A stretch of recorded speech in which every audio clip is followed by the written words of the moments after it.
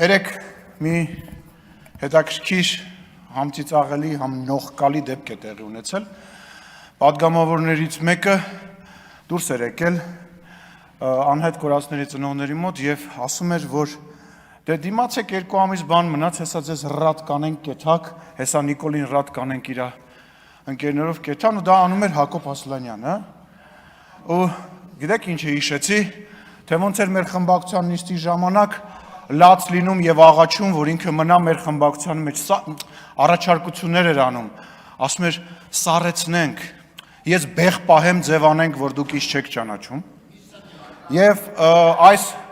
գիտեք, տենց մենք էլի տենց դեպքեր ունեցել ենք մեր քաղաքական պատմության մեջ եւ վստահ եմ էլի կունենանք տենց դեպքեր, որ մարդիկ, ովքեր Նիկոլ Փաշինյանի sense շող կտենում են, իրանց թվում է այդ իրանք են։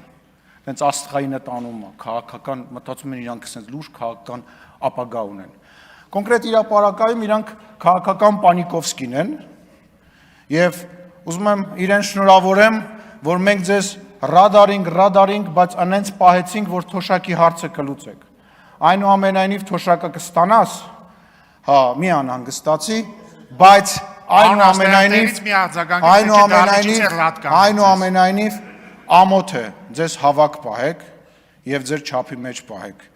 Նիկոլ Փաշինյանի շողքը հանգարց չմտածեք, որ դա դուք եք կամ կարակ երբևիցե լինեք։ Իրոք 2 ամիս մնաց, հետո ձեզ երևի փողոցում մարդիկ տենան նույնիսկ չճանաչեն։